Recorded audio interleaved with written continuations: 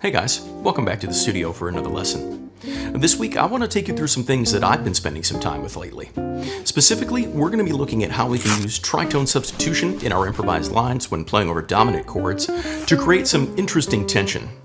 We'll start out by going through what tritone substitution is, why it works, and how we can play an outline that incorporates the concept over a simple 2/5. Then I'll take you through a couple of exercises that showcase how we can use the tritone scale combined with half-step rules to resolve to notes from the tonic scale. Finally, I'll show you how we can use this stuff to create phrases based on dominant language we can already play while incorporating some of the outside sounds that the tritone gives us. You guys ready? Let's get started.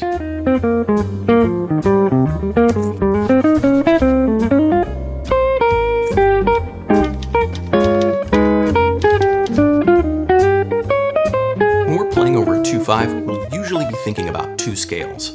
Over the 2 and the 5, we'll play the scale of the dominant, which in this key would be G7 up and down. Then over the tonic, we'll play C major up and down. If you know your half-step rules, your chords, your triads, and how to play some enclosures, then you can use this super simple outline to create some nice phrases over this chord progression. As these things go, you might find yourself wanting to play some more outside sounding stuff as you get better with the typical inside language. One of the most effective ways to get those outside sounds is to use the tritone substitution over the 2/5.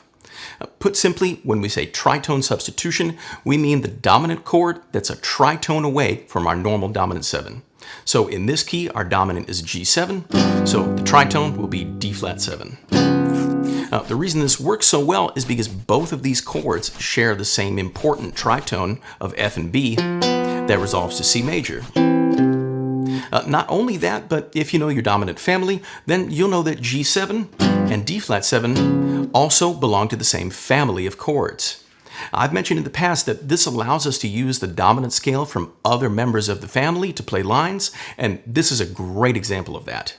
Now, instead of playing G7 up and down, we're going to play D flat 7 up and down, and then C major up and down. Check out what it sounds like.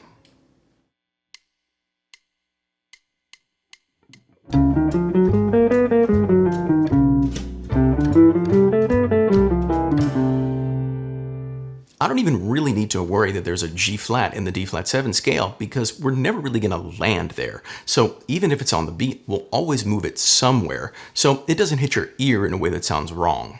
The thing we need to practice now, though, is resolving from the tritone scale directly into a note from the tonic scale. This next exercise is going to show you a way you can practice doing that.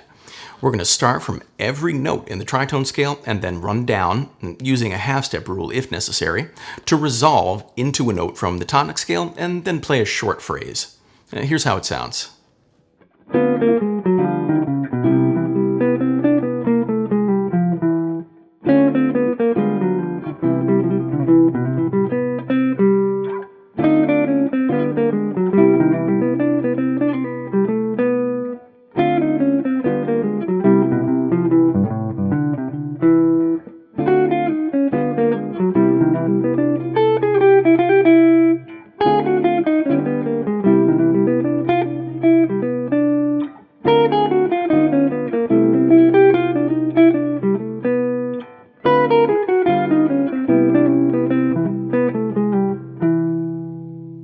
I think these all sound pretty cool, even though we're just running down a scale over the dominant.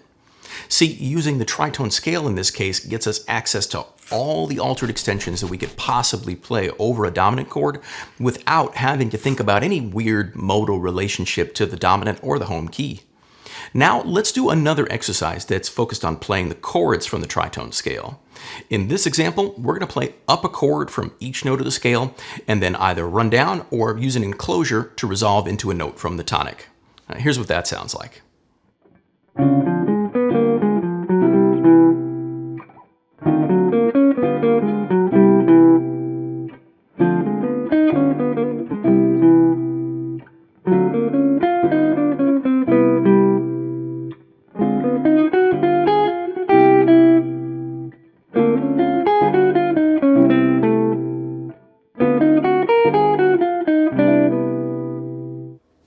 guys are starting to see and hear the possibilities that can come from this approach to practicing outside sounds. In the PDF for this week's lesson, there's a bunch more exercises like this, as well as a ton of phrases to help you work on playing tritone lines. Speaking of phrases, I think we should move on and check out how we can use this stuff to play some more fleshed out lines.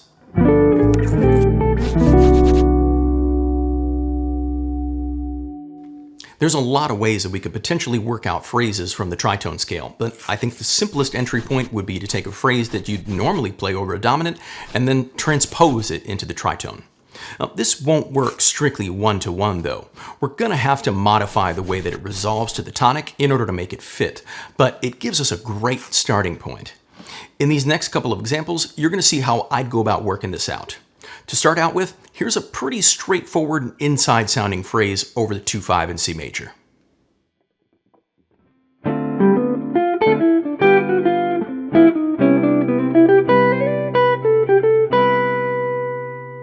Like I said, there's nothing too outlandish going on in here, which makes it a great line to try this out with. In this next example, we're going to transpose the dominant portion of the phrase into the tritone scale. Remember, we're going to have to alter the way that it resolves to the tonic in order to make things fit. And then altering that resolution is going to encourage us to play some different language over the tonic to finish the phrase. Here's what that sounds like.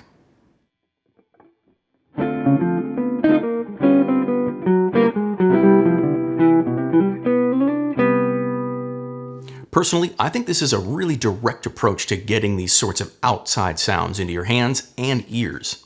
To take this even further, I usually like to practice seeing how many ways I can potentially resolve to the tonic.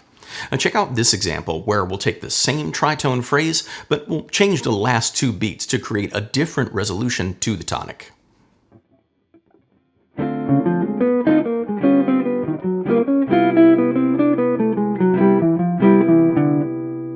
To wrap things up for today, we can experiment with doing one more thing for a long 2-5 like this. And that's playing one bar as the dominant and the other as the tritone. So in this case, we're going to be playing G7 into D flat 7 and then resolving to C. And here's a phrase for you to check out so you can see how it works.